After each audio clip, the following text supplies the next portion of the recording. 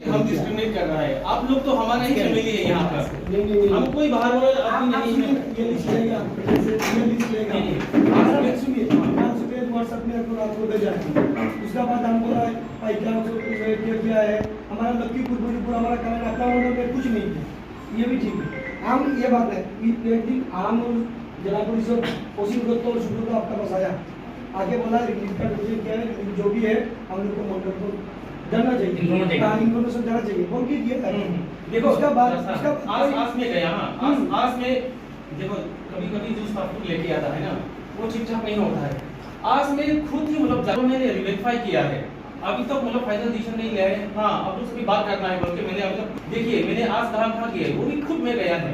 ये देखो भूतपुर, नीसुलबरी, मोहनपुर, सिद्दीपुर, तरीनीपुर, कालीनगर, बिहारा, बुरुंगा, बैरकपुर, तेरेदिकर, खेलमा, कराईकंदी, चांदीपुर, राजेश्वरपुर, सिवटी पाथफोर और टुकुरडंगी में देख के आया हूँ।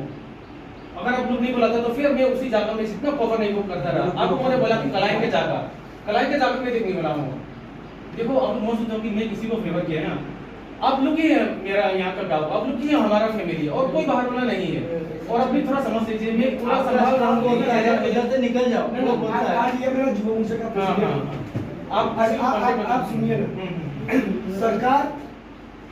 सरकार और जो चुनाव होता है, जो दो पार्टी होता है, सरकार बनने के बाद सबका होता है, लेकिन ये सरकार बनने के लिए जो आदमी मेहनत किया, सरकार तो सबका काम करना है। आप ऑफिसर सबका उस दिन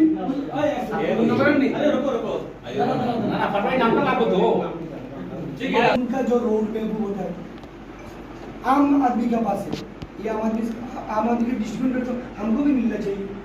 अगर आम आदमी को मिल रहा है, हम एक दल का कार्यकर्ता है, नेशनल पार्टी का कार्यकर्ता है, कोई आम है, हमको मिलना चाहिए, ये को भी हमको भी देना चाहिए।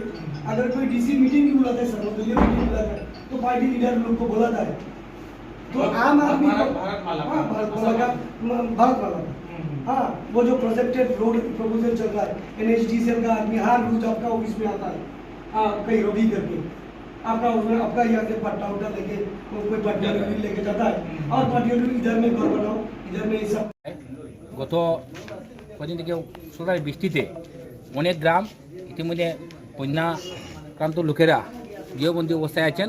সেই অনুভব করে আমাদের সরকার সেই যারা বন্যায় ক্ষতিগ্রস্ত হচ্ছেন তাদের জন্য রিলিফের ব্যবস্থা করেছেন। গত দুদিন থেকে কাটিগড়া সার্কেল অফিস থেকে সেই রিলিফগুলো বিভিন্ন গ্রামে পৌঁছানোর ব্যবস্থা করে দেওয়া হয়েছে।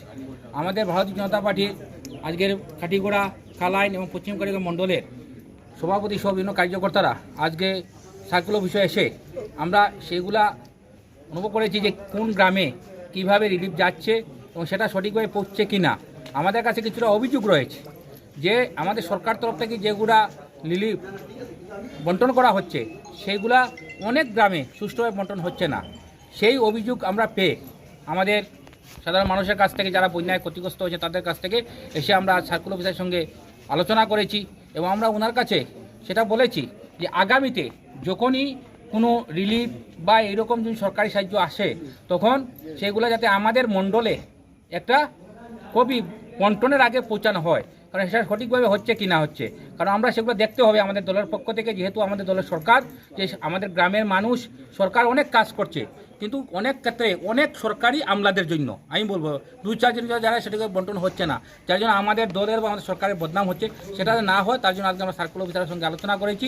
উনি আমাদেরকে বলেছেন যে কিছুদিনের মধ্যেই উনি একটি বিভিন্ন মিটিং ডাকবেন, সেই কাটিগড়া যেগুলো সরকারি কার্য অফিস রয়েছে সেই সরকারি অফিসারগুলো ডাকবেন, ডেকে এবং আমাদের যারা কার্যকর্তা বা রিডিং পার্সন যারা আছে তাদেরকে ডাকা হবে, সেই আশা উনি আমাকে দিয়েছেন। এবং আগামীতে যখনই কোনো সরকারি রিলিফ আসবে তখনই যাতে আমাদেরকে অবগত করা হয়, উনিও আমাদেরকে বলেছেন যে ঠিক আছে আগামীতে আমরা সেগুলা আমাদের মণ্ডল বা আমাদের যারা কার্যকর্তারা আছেন সেগুলা উনি জানিয়ে দেবেন। আমরা কাঠিগড়া সার্কেল অফিসে আমরা 3 মণ্ডল, আমরা কাঠিগড়া মণ্ডল, পশ্চিম কাঠিগড়া মণ্ডল, কালাইন মণ্ডল এবং আমাদের প্রাক্তন সাংসদ প্রতিনিধি সুখেন্দু কর, জেলা পরিষদ অসীম দত্ত, এদের সব জিপি সভাপতি, বিজেপি বিভিন্ন কার্যকর্তারা আজকে এই অফিসে এসেছিলাম। আমরা এর আগেও এই বন্যা যখন প্রথম আসে আমি এবং পশ্চিম কাটিয়া মন্ডল এবং কাঠিগড়ার দক্ষিণ কাঠিগড়া জেলা পরিষদ আমরা এসেছিলাম। সার্কেল অফিসারকে বলেছি যে পর্যাপ্ত রিলিফ ব্যবস্থা করার জন্য। উনি চিঠিও দিয়েছিলেন, উনি আমাদেরকে বলেছিলেন উনি আমাদেরকে জানাবেন। রিলিফের জন্য তিনি লেখালেখি করছেন, ডিসি স্যারের সাথে কথা বলছেন। এর মধ্যেই আমরা দেখতে পেলাম যে একদল লোক আন্দোলন করছে, রিলিফ পাচ্ছে না। কিন্তু রিলিফের জন্য এর পূর্বেই আমরা এসে ডিসি স্যারের সাথে আমরা কথা বলে, সার্কেল অফিসারের সাথে কথা বলে গিয়েছি। কিন্তু আন্দোলন করে রিলিফের প্রয়োজন, কিন্তু আমরা সরকার যেভাবে সুন্দরভাবে সরকারি কার্যক্রম পরিচালনা করছে সেটাকে যাতে আমরা কোনো অবস্থায় বাধাপ্রাপ্ত না করি, এবং কিছু কিছু আমলাদের মধ্যে হয়তো ত্রুটি বিচ্যুতি আছে, ডিস্ট্রিবিউশনে কিছু ত্রুটি বিচ্যুতি আছে, সেটার দিকে সতর্ক দৃষ্টি দেওয়ার জন্য সার্কেল অফিসারকে আমরা বলেছি।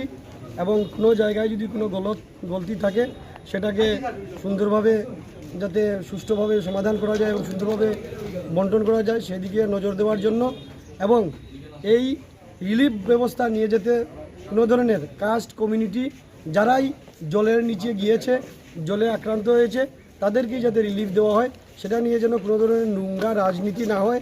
কারণ সরকার সবকি সাথ সবকি বিশ্বাসী এবং সবের কাজ করার জন্য সরকার, এবং সব যাতে এই যারা বন্যায় আক্রান্ত হয়েছে সব যাতে সুন্দরভাবে রিলিফ পায় সেই দিকে নজর দেওয়া দরকার, যেটা সরকারের মূল লক্ষ্য। এবং সেটা নিয়ে যেন কোনো ধরনের রাজনীতি যাতে না করা হয়, সেই জন্য আমরা আজকে সার্কেল অফিসারের সাথে কোনো রাজনৈতিক প্রভাবে যাতে প্রভাবিত না হয়ে, যাতে ভায়াস্ট হয়ে যে একটা অঞ্চল পাবে একটা অঞ্চল পাবে না, এ ধরনের যাতে কোনো কিছু না হয়, যাতে যারাই বন্যায় আক্রান্ত হয়ে তারাই যেন পায়, সেই উদ্দেশ্য নিয়ে আজকে আমরা ভারতীয় জনতা পার্টির 3 মণ্ডল এবং বিভিন্ন প্রাক্তন জনপ্রতিনিধি এবং কার্যকর্তারা আজকে আমরা এখানে এসেছিলাম। তো আজকে সার্কেল অফিসারের সাথে আমাদের কথাবার্তা হয়েছে, আমরা যাতে সুষ্ঠু বন্টন হয় সেই দিকে সতর্ক দৃষ্টি দেওয়ার জন্য আমরা বলেছি। এই কথাটুকুই আজকে আমাদের